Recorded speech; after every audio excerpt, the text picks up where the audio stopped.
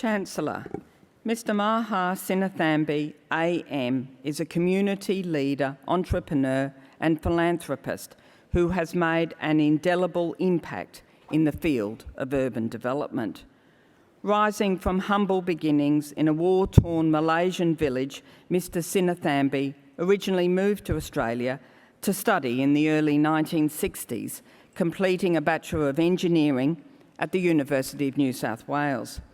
He is best known as the visionary developer behind Greater Springfield, a thriving city that was named the world's best master plan community in 2010 by the International Real Estate Federation. Greater Springfield is the only master plan city in Australia since Canberra, and it was described by former Prime Minister Malcolm Turnbull as a nation-building project of national significance. The project began in 1992 when Mr Sinnathamby and his business partner Bob Sharpless purchased a 7,000-acre parcel of land on the southwestern edge of Brisbane. Mr Sinnathamby and his Springfield City Group went on to transform that land into a thriving city that is today home to over 50,000 people. Reflecting Mr Sinnathamby's passion for education, a defining feature of Greater Springfield's growth over the past 30 years has been the development of high-quality and accessible educational infrastructure, including 22 childcare centres, 12 schools, a TAFE college, and the Springfield campus of the University of Southern Queensland. Mr Sinnathamby is also a committed philanthropist who has given generously to community health programs and in order to create educational opportunities for deserving students. Under Mr Sinnathamby's leadership, Springfield City Group commenced a partnership with the University of Queensland in 2018 to foster collaboration in the key areas of education, energy, health and big data. This partnership has resulted in the establishment of 2 chair positions at UQ that are responsible for leading important research in the areas of energy and community health and well-being. In addition to his entrepreneurial and philanthropic endeavours, Mr Sinnathamby has worked for esteemed institutions such as the World Bank and the Asian Development Bank. He is also the recipient of numerous accolades, including the Centenary Medal, the Paul Harris Fellowship from Rotary International, and the Medal for Management Innovation from the Australian Institute of Management. Mr Sinnathamby was appointed a member of the Order of Australia in 2019 for his significant service to the building and construction industry and to the community.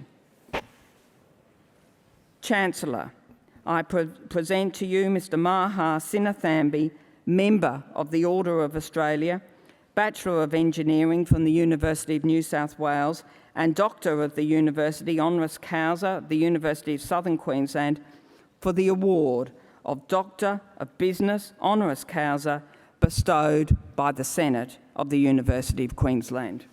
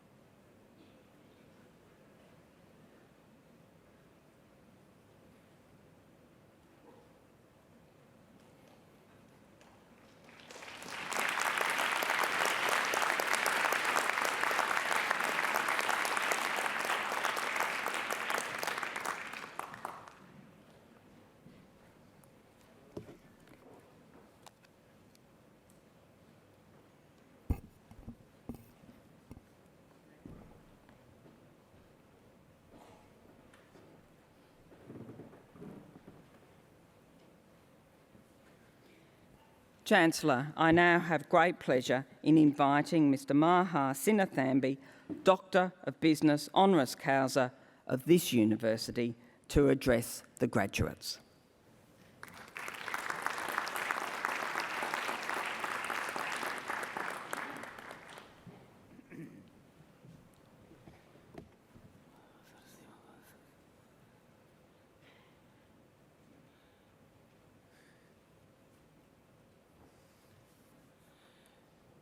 Chancellor Peter Varghese, a person of outstanding success who has contributed a lot to this great country.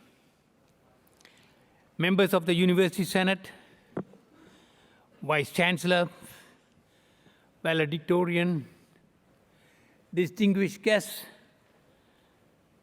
graduates and friends.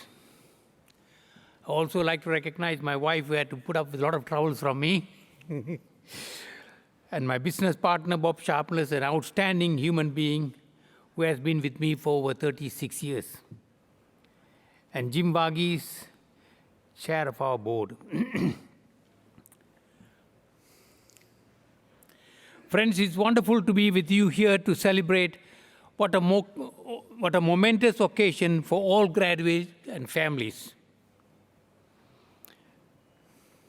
To me, I thank you for this honor coming from a leading G8 university, a university of powerful reputation. To all of you graduates, whilst you may think this is the end of a milestone, watch out. Watch out for the future challenges you are going to have.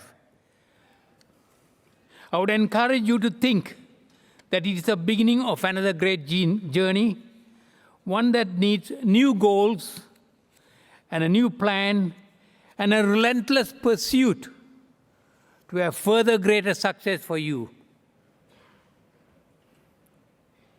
My civil engineering degree from the University of New South Wales, it was a challenge for me to be coming from a tiny village with not much water, no electricity.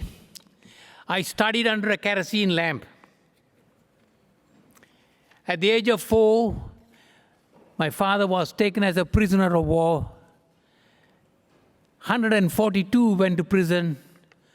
2 came out alive. And Dad was one of them. Studying at the University of New South Wales while scoping to pay my way, driving taxis at night, selling second-hand cars was a challenge. My engineering degree was very difficult. I failed my first year and had to repeat. I went to second year, I failed again. Friends, this is when I wrote to my dad and I said, sorry, Dad, I've left you down. He wrote back to me and said, son, just keep going. The darkest night brings the brightest dawn. I cried and cried and cried. And from then on, I didn't fail. After getting my degree from the University of New South Wales, I went and worked for the Water Board, Sydney Water Board, learned a lot. And I left to Malaysia and was selected to one of the largest civil engineering firms from the United Kingdom, who are only doing major projects for the World Bank and Asian Development Bank on multi-billion-dollar projects. I was having a tremendous learning curve because billions of dollars were spent in Asia, trying to improve Asia, and making sure, as engineers, we had to be careful that we understood the natural topography of the land, the money was spent carefully, and there was no delay in time, and it was all finished on time. a fantastic learning course for a young engineer. This was a tremendous opportunity for me to learn about how to run major multinational projects. I was with this firm for 4 years. One day, the chief of my firm, an English engineer, he called me in and said, "You are doing such a wonderful job. The firm has benefited so much out of you. We want you to go up and open our office in Indonesia. The whole of Indonesia will be under your control." Friends, for a young engineer of 30 years old, you could not have asked for a better job. I was thrilled. I went home and told my wife about this job. And we had a chat, and she said, "You know, we are planning to go to Australia to live and bring up our children." I went back to my boss, the chief, the next day, and I submitted my resignation. He was shocked. He wiped his tears, and he wished me well. 60 days from then, I was in Perth, Western Australia. That year, 1982, Australia was experiencing its worst recession it ever had. The mining boom had collapsed, and there was high rate of unemployment.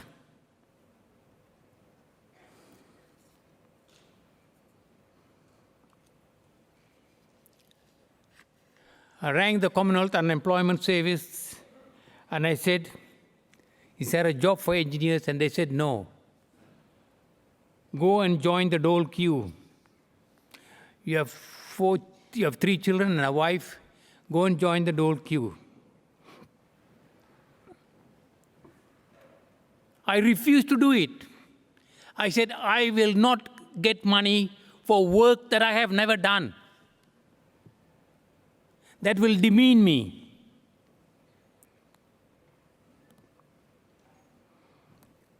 Then I went home. My wife showed a letter that I had an offer from the state government of Queensland, of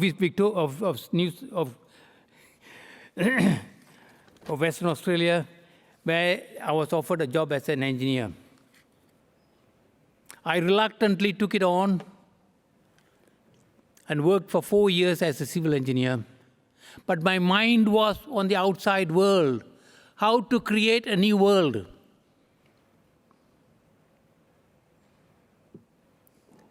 So I resigned with a fellow engineer, and with about 15,000 Australian dollars, we said, "Let's go and conquer the world." I took the risk, left the job.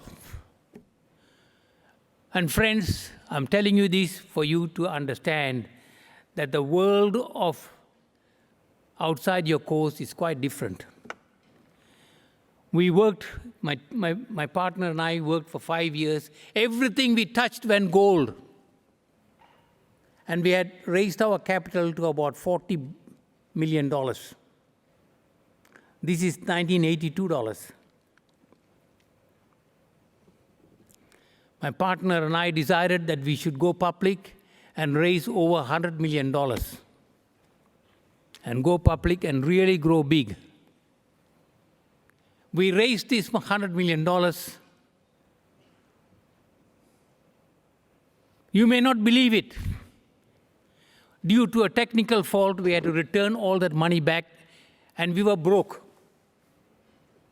From high expectations, you fall down to the lowest level. With a wife and for 3 children, we struggled and struggled and struggled. I had a creditors meeting, and I had to just about surrender all the money we had. This is when my present business partner, Bob Sharpless, an amazing human being. He had an engineering degree from University of Western Australia. He had an MBA from the University of Western Australia. He came to me and said, "Can I be with you?" I said, "Bob, I haven't got any money. I can't give you a salary." Bob Sharpless is here somewhere. Give him a loud applause.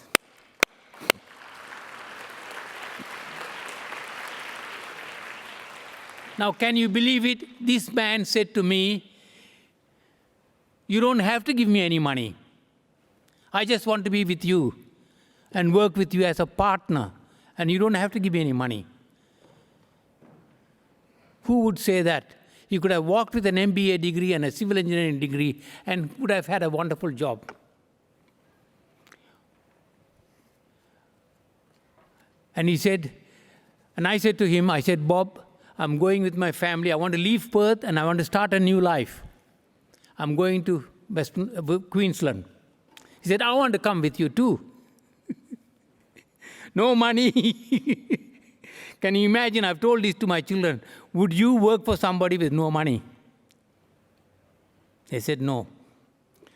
So Bob and I came to Brisbane. We rented an old wooden house. That was our empire. A house without much electricity or water. We worked and worked and worked. Within 4 years, we had built 2 hotels and had done a lot of subdivisions. Then comes this land of 7,000 hectares, 7,000 hectares. Sorry, 3,000 hectares.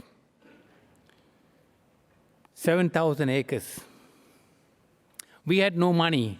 You don't have that bigger land anywhere outside our capital city, but it was unsaleable, friends. No one wanted to buy this land. And we had no money. We couldn't offer to buy the land. I somehow teamed up with a friend of mine, and we made an offer to the Australian Forest Holdings, who were the landowners. And I said, "We will take control of the land, and we will pay you on a deferred term. On as we sell, we pay you."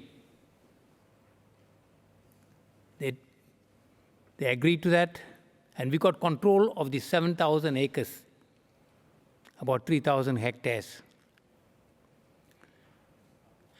I went the next week and saw the Minister for Planning and said, "Minister, I want to build a city." He didn't take me very seriously, but he said, "The only city that has been built in this country since the Federation is Canberra, our federal capital. The planning document for that is out of date, and if you want to get an approval, you have to have a validating legislation and an act of parliament. And that might take you 3.5 to 4 years. Well, friends, with no money, I'm trying to only give you an idea of how you have to fight your way through life. We had no money, but somehow I said to the minister, "We will take it on." 4 years later, friends, this went to cabinet, and on that night, it went to Parliament, and on that night, all the 89 parliamentarians came to make sure that they had a say in the building of this new city. You will not believe this, but when they were asked to vote, all the 89 hands went up, and for the first time in the history of this country, a city was given birth other than our capital city, Canberra. A city was given birth that night. The challenge was to now try and build that city with very little money. We studied 15 master plan communities around the world. 13 was from US and 2 from the United Kingdom. And we came back and said, "We will build a unique city." This is determination. this is a never give up attitude, and this is fighting from the gutters.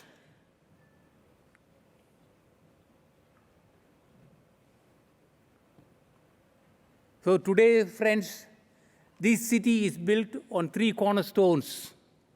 Don't ask me where the money came from. This city has been built on 3 cornerstones. Education. As you know, education is the currency of the future.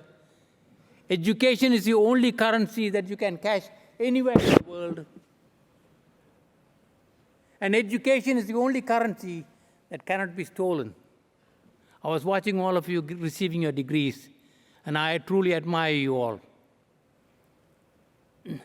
So we went on and said, this new city of ours has to have education as the #1 priority. Adjacent to that, and now by having education, we have now 12 schools, 21 kindergartens, 2 universities, and that forms part of our knowledge precinct, which is 122 hectares. That's on education alone. Next to that, we said we will have a health city, which is 52 hectares of land devoted for leading health. And next to that is a land of 42 hectares, which will be twice the size of Silicon Valley.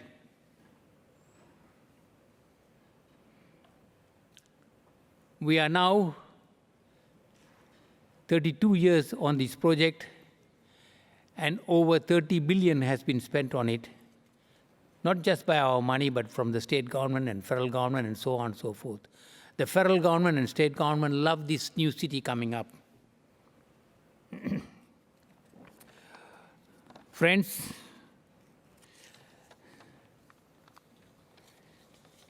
today the city has a population of 55,000, and we have got approval to go to 140,000. The present population of Darwin is 147. So this is a city that you could compare to this future city could be compared to something like Darwin today. It's all built on enhancing human and social capital and increasing our brain power in these 3 cornerstones. And increasing the brain power of this country and attracting the foreign lost brain power that has run away from this country. And third is to attract new foreign brain power to come in. The concentration power on these 122 hectares is something that is very, very unique and very powerful.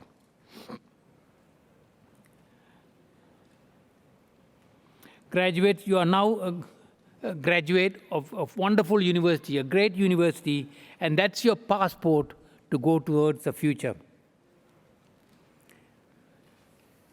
As the creator of your own destiny, go and be very, very successful. Don't ever listen to anybody who says you can't do anything. Have faith in yourself. It is you and your faith that matters, not what somebody else says. If somebody says give up, just keep going. Just keep going. Believe in yourself.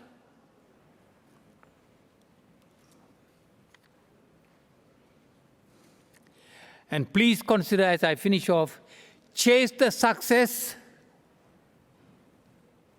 and money will follow. Don't chase the money. Chase your success, money will just come by itself. I finish off with this one last comment. As you think, so you will become. So think big, and you will be big. Thank you.